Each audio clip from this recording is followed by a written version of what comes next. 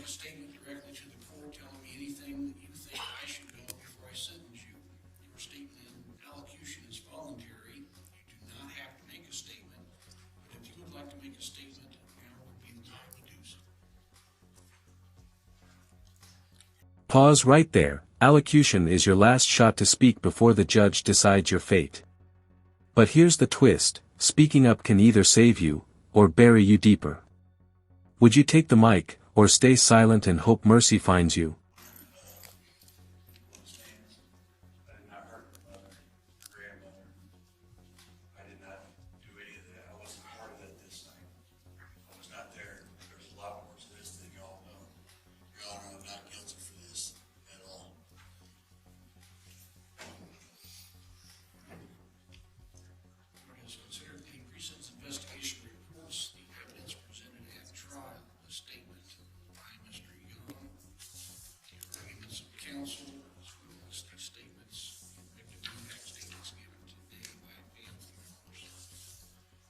Statutory, non-statutory factors in aggravation and mitigation, whether specifically mentioned or not, the history and character of the defendant, and having due regard to the seriousness of the offense and with the objective of restoring the defendant to useful citizenship, I find the following. The judge is now referencing factors in aggravation. Translation: everything that makes this crime worse, from prior offenses to emotional damage. It's like a checklist for how high the sentence can go. What do you think, fair or too formulaic? Factors in aggravation. Certainly the conduct caused or threatened serious harm. The defendant did receive compensation in taking the items from the person, vehicle, and home of his victim. The defendant has an extensive history of prior delinquency and criminal activity, including not less than 12 misdemeanors, but more importantly, sentences to the various departments of corrections in Illinois and Missouri, including 3 years, 3 years, 3 years, 5 years, 4 years, 3 years, 3 years, and 7 years. This part is chilling, multiple prison sentences, none of them changed him. In legal terms, that's recidivism. But in human terms, it's the system's failure to reform. Can a person this deep in the cycle ever turn back? None of which curtailed Mr. Yon from committing these offenses. The court finds that a sentence is necessary to deter others from committing the same crimes. Specifically finds the victim to have been 65 or 60 years or older, being 76, 77 years of age. Also note that according to the PSI, Mr. Yon was on a pretrial release for a felony in St. Charles County, Missouri, 2111-CR-03413, in unlawful possession of firearm by a dangerous felon, a Class C felony in Missouri. Also Marion County, Missouri, 21-MR-CR-00188, for a charged second-degree burglary, which would be a Class 4 felony in Missouri.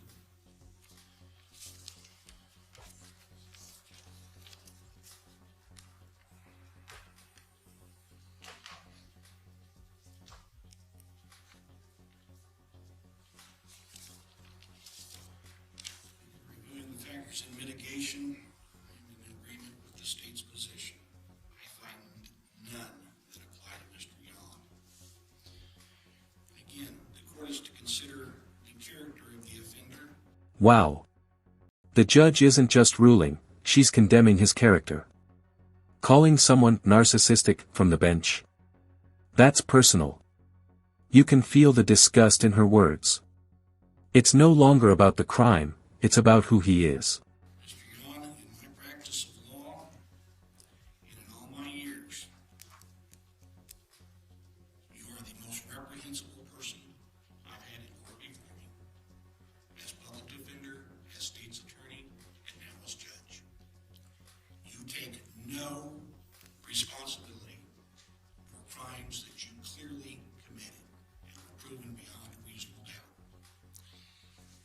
I believe you're narcissistic and unable to appreciate that, because to admit that would be admitting a fault, and in your mind, you are perfect. You're going to be perfect for 130 years in prison. I'm adopting the state's recommendation. On count one, home invasion for using a dangerous weapon during such, maximum 30 years is imposed. I'm also finding that that crime resulted in great bodily harm to the victim, meaning you'll serve it at 85%, not 50%. That'll be followed by 18 months mandatory supervised release, if you're ever released. Count 3, aggravated kidnapping, Class X felony. I'm imposing the maximum 30 years. Department of Corrections. That likewise will be at 85%. For the same reasons previously stated, inflicting severe bodily injury. That will be consecutive to the sentence in count 1. Count 4, aggravated vehicular hijacking. Class X felony, 6 to 30 years. I'm imposing a 30-year sentence maximum, followed by 18 months mandatory supervised release. Specifically finding that that should be served at 85%, again, because your actions resulted in great bodily harm to the victim. Christine Logan even said she would hijack herself. Not speaking. And so that will be consecutive to counts 1 and 3. Count 5, maximum on the Class X aggravated criminal sexual assault, range 16 to 40 years. I'm imposing the 40-year sentence. That will be followed by a mandatory supervised release of 3 years to life, and that by statute will be mandatorily consecutive to the sentences imposed in counts 1, 3, and 4.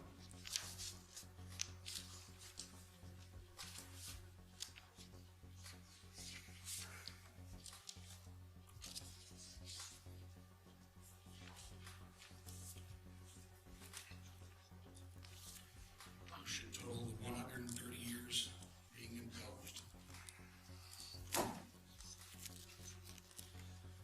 statute, I must advise that at 85%, you'll be serving a total minimum of 110 years in the Illinois Department of Corrections.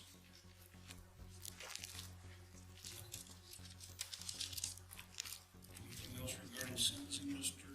Jones, prior to advising of appeal rights? No, Your Honor. Mr. Nelson? No. Mr. Young, you do have the right to appeal. If you only want to appeal the judgment of conviction, not including the correctness of the sentence imposed or any aspect of the sentencing hearing, then within 30 days of today's date, you must file with the circuit clerk of Adams County a written notice of appeal, or request that the circuit clerk prepare and file it on your behalf. However, if any part of what you want to appeal relates to the correctness of your sentence or any aspect of the sentencing hearing, then before you file a notice of appeal, you must file first, within 30 days of today's date, a written motion to reconsider sentence and or challenging sentencing hearing. That likewise will be filed at the Adams County Circuit Clerk's office. Your motion must be in writing, must be filed with the circuit clerk of this court within 30 days of today. It must include all of the grounds or reasons for your motion, as any issue or claim of error or mistake not included would be waived for purposes of your appeal.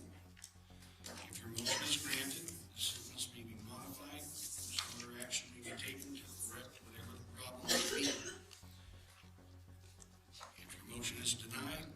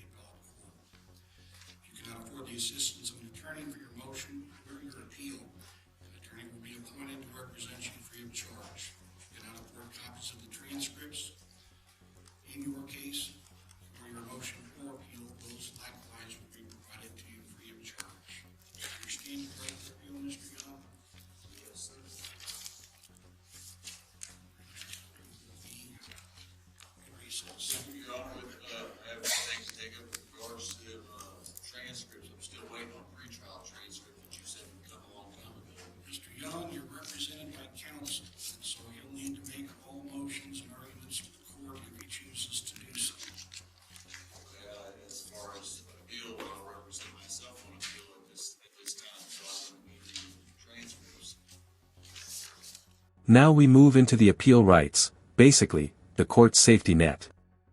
This section sounds dry, but it's crucial.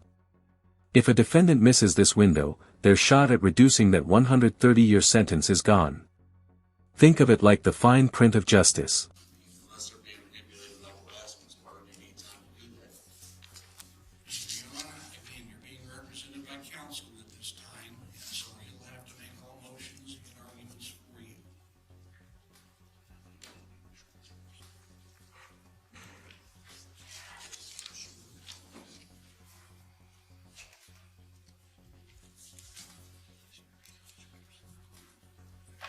Mr. Jones, do we want to take up the 22 CF 713 and 720?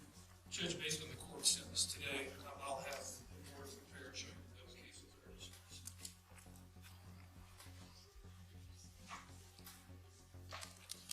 That's what Judge McCarthy. I'm sorry, we're gonna have to go back on the record also. Thank you for reminding me of that. Mr. Gunon, because 22 CF 671, you were sentenced to 7 years while you were awaiting trial in this matter. These sentences are also going to be consecutive to that sentence.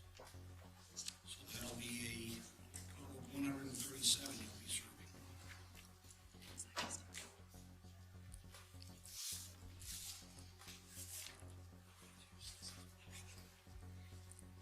671, longer y'all violating my rights. That's not, that's here. They're leading back through those other counts. So we got the orders. Yes, the orders are drafted and we're providing.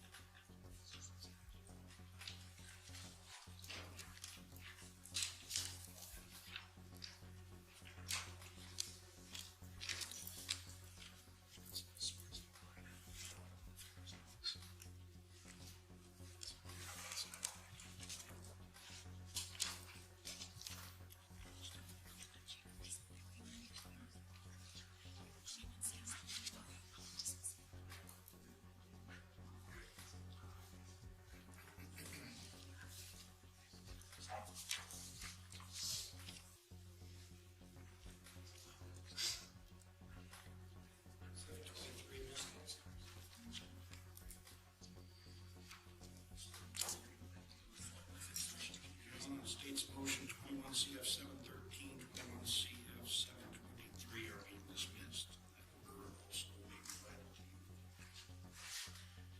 Anything else, Mr. Jones? Nothing for the people on this either.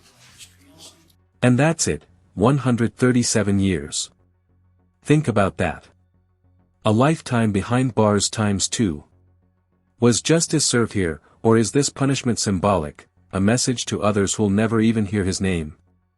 Drop your thoughts below, I'm curious what you think.